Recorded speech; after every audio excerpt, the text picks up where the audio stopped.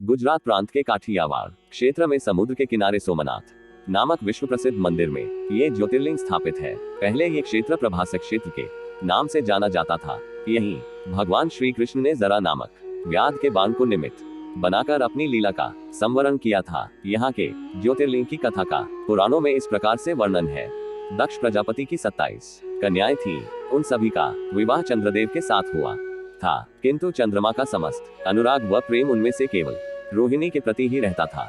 उनके इस कृत्य से दक्ष प्रजापति की अन्य कन्याएं बहुत अप्रसन्न रहती थीं। उन्होंने अपनी यह व्यथा कथा अपने पिता को सुनाई। दक्ष प्रजापति ने इसके लिए चंद्रदेव को अनेक प्रकार से समझाया, किंतु रोहिणी के वशीभूत उनके हृदय पर इसका कोई प्रभाव नहीं पड़ा। अंततः दक्ष ने क्रोध होकर उन्हें क्षयग्रस्त हो जाने का शाप दे दिया। इस शाप के कारण चंद्रदेव तत्काल क्षयग्रस्त हो गए। उनके क्षयग्रस्त होते ही पृथ्वी पर सुधा शीतलता वर्षण का उनका सारा कार्य रुक गया। चारों ओर त्राही त्राही मच गई। चंद्रमा भी बहुत दुखी और चिंतित थे।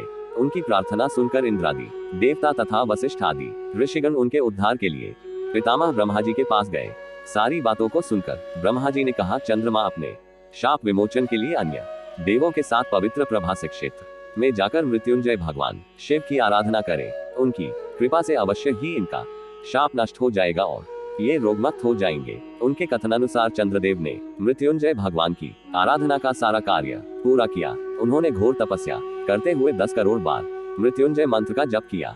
इससे प्रसन्न होकर मृत्युंजय भगवान शिव ने उन्हें अमृतत्व का वर प्रदान किया। उन्होंने कहा, चंद्रदेव तुम शोक न करो, मेरे वर से तुम्हारा शाप मोचन तो होगा ही, साथ ही साथ प्रजापति दक्ष के वचनों की रक्षा भी हो जाएगी।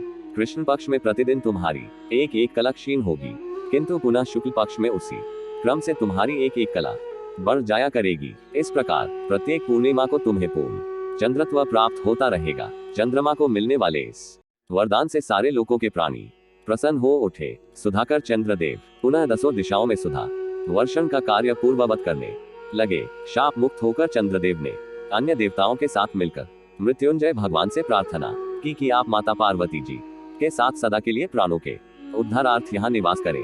भगवान शिव उनकी इस प्रार्थना को स्वीकार करके ज्योतिर्लिंग के रूप में माता पार्वती जी के साथ तभी से यहाँ रहने लगे।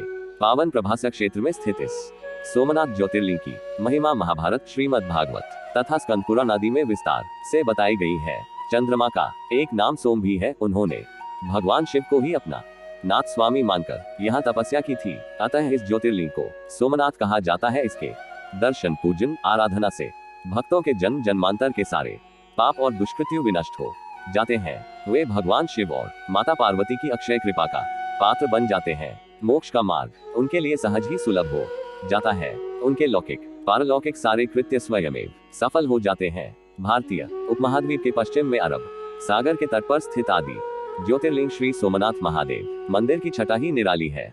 ये तीर्थस्थान देश के प्राचीनतम तीर्थ स्थानों में से एक है और इसका उल्लेख स्कंद पुराणम, श्रीमद् भागवत गीता, शिव पुराणम आदि प्राचीन ग्रंथों में भी है। वहीं ऋग्वेद में भी सोमेश्वर महादेव की महिमा का उल्लेख है। ये लिंग शिव के 12 ज्योतिर्लिंगों में से पहला ज्योतिर्लिंग माना जाता है। ऐतिहासिक सूत्रों के अनुसार आक्रमणकारियों ने इस मंदिर पर 6 बार आक्रमण किया। इसके बाद भी इस मंदिर का वर्तमान अस्तित्व इसके पुनर्निर्माण के प्रयास और सांप्रदायिक सद्भावना का ही परिचायक है। 7वीं बार ये मंदिर कैलाश महामेरु प्रसाद शैली में बनाया गया है। इसके निर्माण कार्य से सरदार वल्लभ भाई पटेल भी जुड़े रह चुके हैं। यह मंदिर गर्भगृह, सभा मंडप और नृत्य मंडप 3 प्रमुख भागों में विभाजित है। इसका 150 फुट ऊंचा शिखर है। इसके शिखर पर स्थित कलश का भार 10 टन है और इसकी ध्वजा 27 फुट ऊंची है। इसके अबाधित समुद्री मार्ग त्रिष्टाम्भ के विषय में ऐसा माना जाता है कि यह समुद्री मार्ग परोक्ष रूप से दक्षिणी ध्रुव में समाप्त होता है। ये हमारे प्राचीन ज्ञान व सूझबूझ का अद्भुत साक्ष्य माना जाता है। इस मंदिर का पुनर्निर्माण महारानी अहिल्याबाई ने करवाया था। धार्मिक महत्व पौराणिक अनुश्रुतियों के अनुसार सोम नाम चंद्र का है, जो दक्ष के दामाद थे। एक बार उन्होंने दक्ष की आज्ञा की अवहेलना की, जिससे कुपित होकर दक्ष ने उन्हें श्राप दिया कि उनका प्रकाश दिन प्रतिदिन भूमिल होता जाएगा। जब अन्य देवताओं ने दक्ष से उनका श्राप वापस लेने की बात कही तो उन्होंने कहा कि सरस्वती के मुहाने पर समुद्र में स्नान करने से श्राप के प्रकोप को रोका जा सकता है। सोम ने सरस्वती के मुहाने पर स्थित अरब सागर में स्नान करके भगवान शिव की आराधना की। प्रभु शिव यहाँ पर अवतरित हुए और उनका उद्धार किया।